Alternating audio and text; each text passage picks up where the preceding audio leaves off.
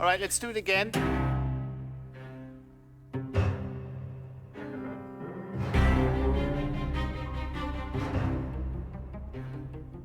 Silencio! I would like to have the authority of this conclave to discuss what has happened. It's very obvious that something serious has happened, and I, for one, would like to know what it is. We are here to listen to God. Conclave takes us behind a super secretive world that no one's ever seen and that no one will ever see. It's probably the most secretive process, the most secretive election in the world, and I was super curious to peek behind those doors and find out all those details. Forgive me, but let me speak from the heart for a moment. Certainty is the great enemy of unity. It's about faith, but the nuts and bolts function like a political thriller. They say eavesdroppers can use lasers to read the vibrations on the glass. Really? Well, let's hope none of our brothers suffer from claustrophobia, and who knows how long we're going to be in here. I think it has a real dramatic tension. Pass the chalice. And let it go to him. And I could never live with myself. There's a lot of infighting, there's a lot of sort of subtle, and maybe not so subtle, backstabbing. I feel wretched that my meager tally of votes may have come at your expense. I had no idea you were so ambitious. That's a ridiculous thing to say. Everybody is susceptible to human failings, jealousy, grudges, vindictiveness, ambition, greed.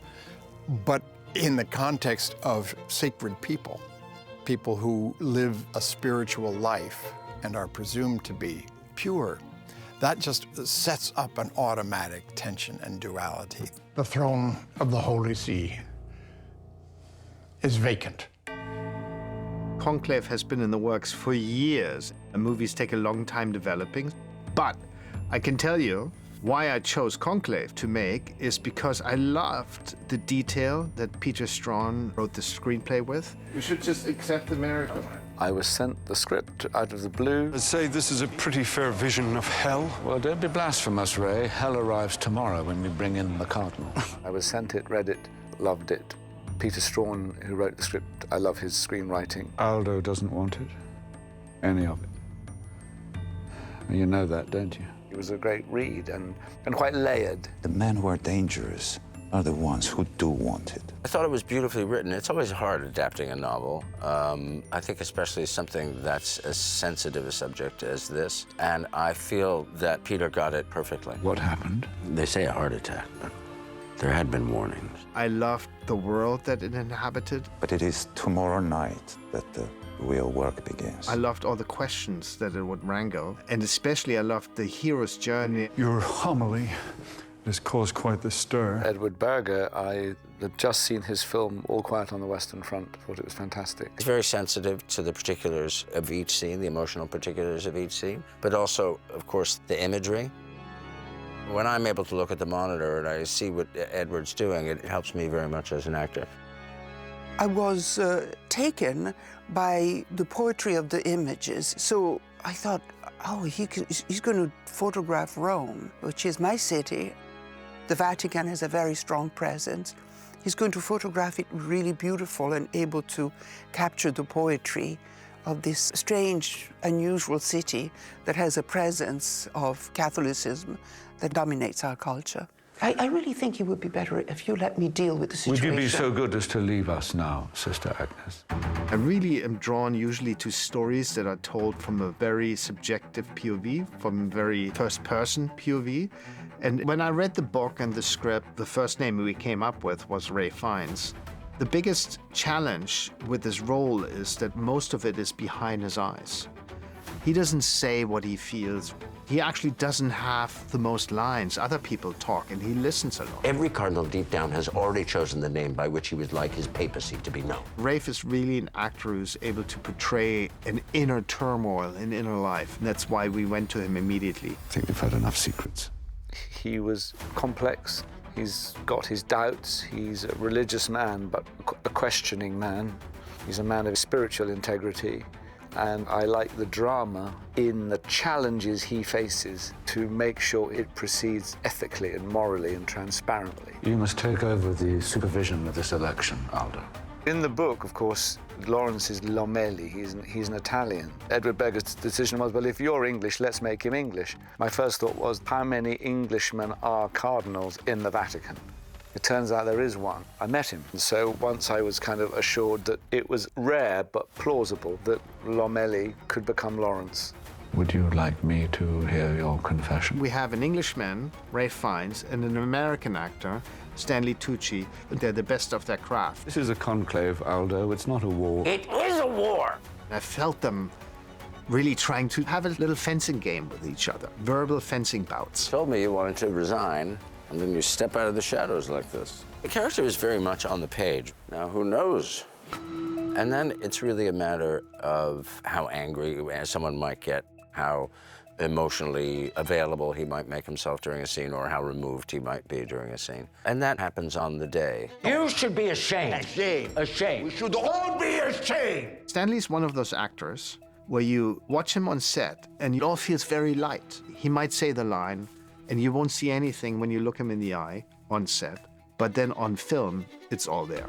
And it's unbelievable. It's such a magic what he creates. It isn't Tremblay's reputation that's going to suffer. It's the church's. Every one of the characters has secrets. Tremblay has his secrets too. But also they are all cardinals, which means they are all candidates to be the most important figure in the Catholic Church. I know my name has been mentioned as a future pope, so it's quite important that everyone be a plausible pope, to have a certain deeply convincing spirituality. You would libel the Holy Father in his own home. It isn't libel. It's the truth. John is a force of nature. He brings an honesty to his roles. He brings a depth. He brings humor. He brings warmth. He brings a playfulness with words. He loves words, and you can see when he says those words how much he cherishes and wants to share them with an audience. I should pretend this conversation never took place. Isabella Rossellini is obviously an icon. The role was very intriguing. I was the only woman in a sea of men that take decision, but she is not silent. Welfare of the sister is my responsibility. And this conclave is mine. There is a lot of presence, and I love that. Women don't have a very strong role in the Catholic Church. They are submissive, but I have this fantastic line. Eminences, although we sisters are supposed to be invisible, God has nevertheless given us eyes and ears. That is my favorite line in the script, because they do see, they do hear, they have opinion, and their presence tells. And sometimes they can have an authority without words, serving a glass of wine, serving a glass of water. She slowly brings a new voice to the church and to the proceedings that we are privy to witness. And she does it in a very quiet, subtle way, but her power is omnipresent in the movie. Welcome to our order, Vincent Benitez, Cardinal Archbishop of Kabul. We found Carlos Dietz in Vancouver. He's an actor from Mexico. There was a worldwide casting call, so I submitted for it. I was invited to audition, and I talked to Edward about my take about the character, the tone of the story, and we agreed on certain things. And then I was invited to another call back in Rome, and that's how I got it. Let our differences unite us. Benitez is the voice of reason and love, and that's how he commits himself. There are millions outside these walls looking to us for guidance. There's a quality to his playing that felt needed to be very fresh and then needed to have a deeper layer. I am what God made me.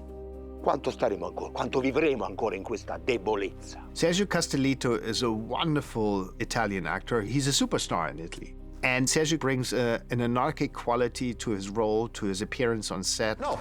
And you feel that energy in the film. Senza Roma, senza la tradizione di Roma, things fall apart. It was very important to be authentic, and that's why we went to shoot it in Rome. Of course, it was fantastic for me to shoot a film in Rome. I was born in Rome. So I was here as an Italian, as a Roman, and as a foreigner. The best. We're in a country where craftsmanship and artistic brilliance to do with image is extraordinary, going back centuries. You feel the history of cinema in these walls, and it's an incredible honor. It's incredibly inspiring to shoot on these grounds, to walk the places where Antonioni worked, and make a movie there. It just inspires the film, inspires the process, inspires everyone who works on it. The whole film, from a design point of view, is about balance of everything, light and dark, male and female, traditional and contemporary. So we've got these elements of Rome and the Vatican that are traditional and beautiful and ornate and gilded and ancient. And then we've got sharp, airless, locked-in, brutal, fascist sort of designs. Most of our scenes take place in the Sistine Chapel, where the College of Cardinals is sequestered. Our very first day of work was not work at all. It was a special tour of the Vatican Museum, ending in the Sistine Chapel. Of course, we don't shoot in the Sistine Chapel. We built the Sistine Chapel and the Casa Santa Marta, the hallways and the papal suites and the cardinal suites in the famous Cinecittà studios. Bringing the Sistine Chapel to life was actually much easier than we thought, because there's a set already built in Cinecittà that we were able to put back together again. And we even used the same painters that put it together in the first place, so their efforts and works were brilliant. You don't even have to do research, you're just here. I wanted it to feel like a posh prison almost. They were locked in, so the doors have elements of prison doors about them. The windows very rarely open. We've got shutters on them. And then working with Stefan and the lighting of those environments was really important, to have this sort of hermetically sealed feeling when they're inside the Casa Santa Marta, and then this slight more freedom when we're in the Sistine and when we're in the gardens of the Vatican. I got obsessed about when they have dinner, what do they wear? You know, they have a red choir dress when they sit in the Sistine Chapel, then they go back to the Casa Santa Marta. And do they all change? I worked with Lizzie Crystal, our costume designer, and I found a friend for life. And I can't imagine any movie that she won't be on. After a very intensive research, it took me a while to allow myself to create something new, a more minimalistic idea of this eclectic attire. Her vision was to not go to a rental house and rent the costumes as cardinals would dress nowadays, but to look at the history of the church and to look at the history of those costumes and create an amalgamation that is close enough that it doesn't strike you as, ooh, what are they wearing? But the fabric is different. The sewing is different. There's a richness to the fabric. There's a richness to the whites, to the reds, and you'll see it in the movie that you just feel everyone is basically wearing the same thing, but not with Lizzie Crystal, because she finds little things like the crosses, the rings, the shoes, the overcoats, the suitcases that they're carrying that express a completely different life. It was very interesting because men are not used to wear dresses, even if they wear underneath pants. They walk instantly different. And with this garment, they became these clergymen, these cardinals. And you could see the transformation from each of them. I think the spirit of it is very accurate, and certainly we've worked hard to make sure we've had a religious advisor on site to make sure that the ceremonies and the gesturing and all that is accurate.